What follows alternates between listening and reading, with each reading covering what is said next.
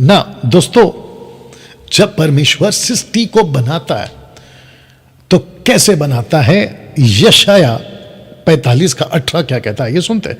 लिखा है, क्योंकि यहोवा जो आकाश का सृजनहार है वही परमेश्वर है, उसी ने पृथ्वी को रचा और बनाया, उसी ने उसको स्थिर भी किया। अब इसको पढ़ो, उसने यानी परमेश्वर ने उसे यानी कि पृथ्वी को सुनसान रहने के लिए नहीं बनाया, परंतु बसने के लिए उसे रचा था, यह रचा है।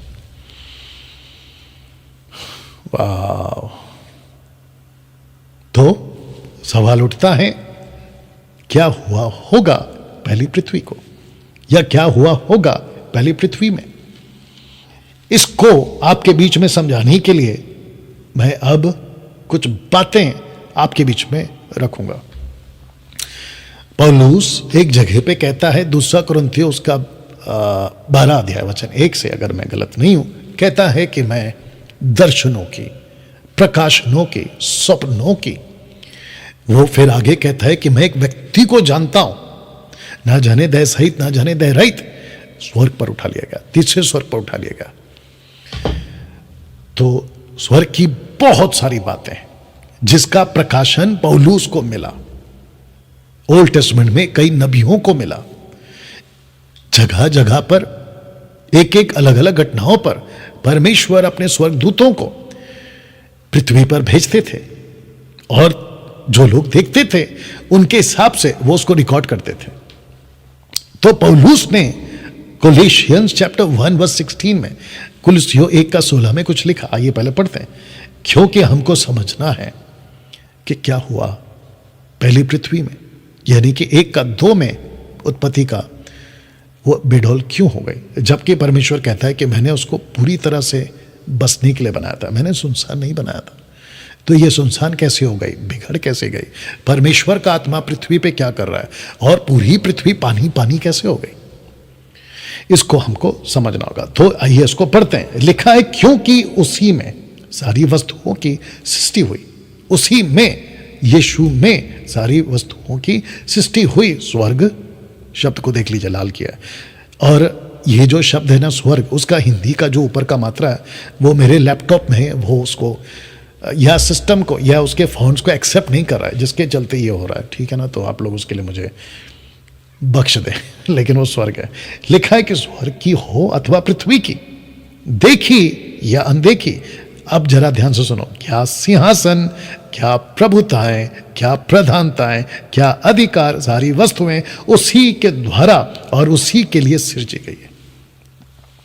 जिसको हम कह सकते हैं कि जो स्वर्गदूत है ना, और जिसको हम कहते हैं ना टोटल हेवन या प्लूरल फॉर्म है हेवंस, ये सब कुछ यीशु के द्वारा बनी, यीशु के लिए बनी।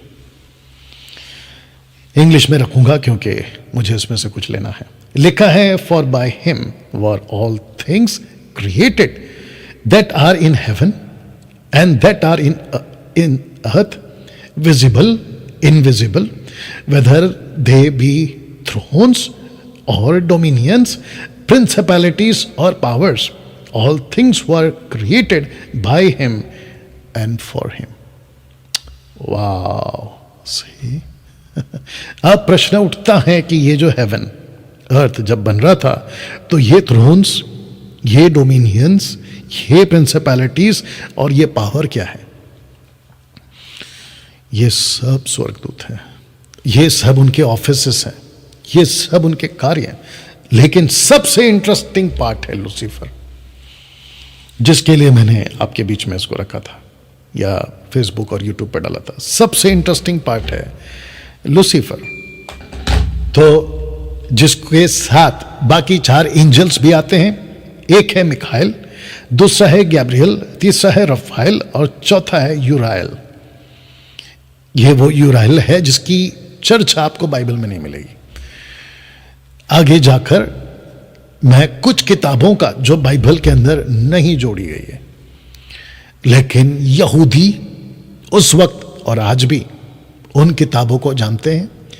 कैथलिक्स 3rd सेंचुरी से उन किताबों को जानते हैं। पतरस जो यीशु का चेला था उन किताबों को जानता है, जोशुआ उन किताबों को जानता है, यहूदा जो यीशु का भाई है, झूठ, वो इन किताबों को जानता है, जिसके चलते उसने पहला झूठ का पहला अध्याय वचन 12-13 से अगर आप पढ़ोगे तो उसने हनोक का जिक्र किया है। बाइबल के अंदर हनोक ने यीशु के बारे में बातें की, इसका कोई रिकॉर्ड नहीं है।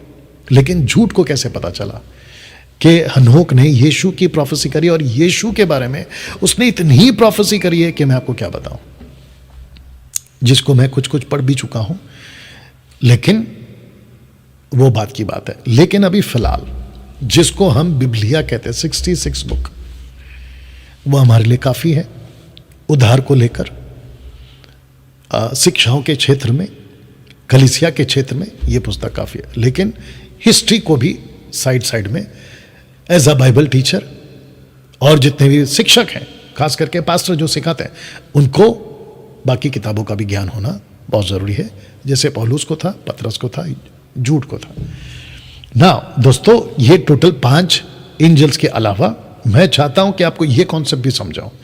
तो एक है सेराफिम, दूसरा है चेरुबिम, आर्क एंजल्स, और चौथा है एंजल्स, बस एंजल्स। तो ऐसे कुछ 4 कैटेगरी हैं। तो जिसके चलते सेराफिम का जो जिक्र है वो आपको यहां पे मिलेगा। आइज़ाया चैप्टर 6 वर्स 2 में ऊंचे पर सराप दिखाई दिए, सेराफिम सराप दिखाई दिए। उनके 6 पंख थे, 2 पंखों से वे अपने मुंह को ढांपे थे, और 2 से अपने पांव को, और 2 से उड़ रहे थे। तो इनके पास में 6 पंख थे। अब आते हैं 4 पंख और 4 मुंह वाले के पास। यहेजकेल की पुस्तक, उसका पहला अध्याय वचन 6 लिखा है, परंतु उनमें से हर एक के 4 मुख और 4 पंख थे। अब ये तीसरा कैटेगरी आ गया। यहेजकेल 1:15, जब मैं जीवधारियों को देख ही रहा था तो क्या देखा कि भूमि पर उनके पास 4 मुखों की गिनती के अनुसार एक पहिए था, पहिए, व्हील्स, पहिए था।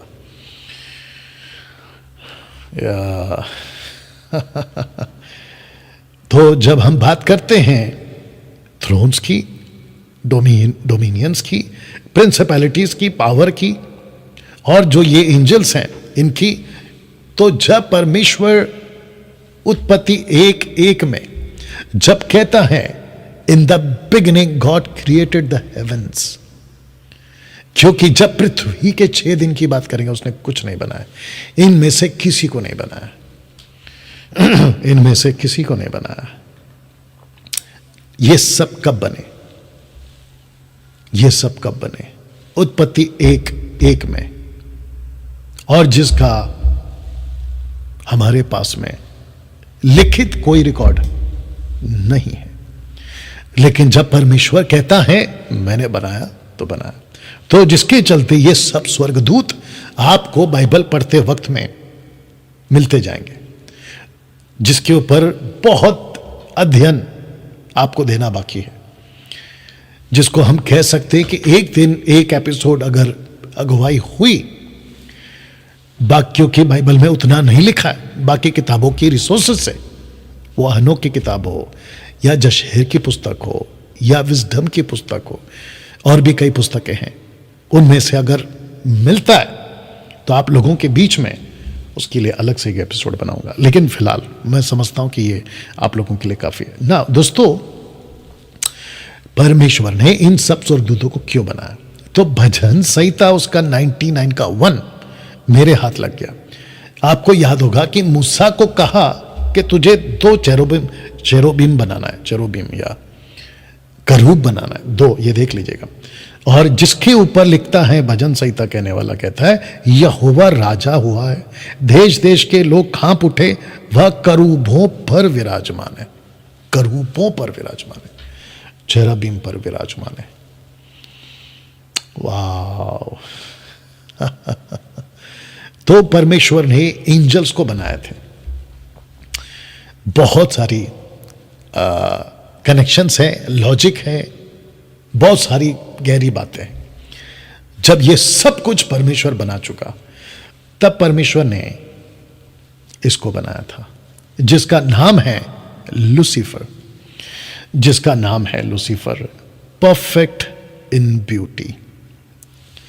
आपके बीच में इस चित्र के माध्यम से मैं कोशिश कर रहा हूं कि मैं आपको समझाऊं, वचन भी रखूंगा कि परमेश्वर ने इस व्यक्ति को, जिसका नाम है लूसीफर, ऐसी तरीके से बनाया था और इसको अपने बहुत करीब रखा था। इसकी बाकी डिटेल्स हमारे पास में नहीं है फिलहाल, बाइबल के अंदर तो बिल्कुल नहीं है, ठीक है ना। बट कुछ बातें हैं जो हिजकिय्याह और यशायाह कहता है, उसको मैं रखूंगा। लिखा है कि शैतान, यह बाद में शैतान बन गया, और मैंने कोशिश करी है इसको ठीक से, क्योंकि इसके बारे में बाइबल कहती है ये पुराना सांप है।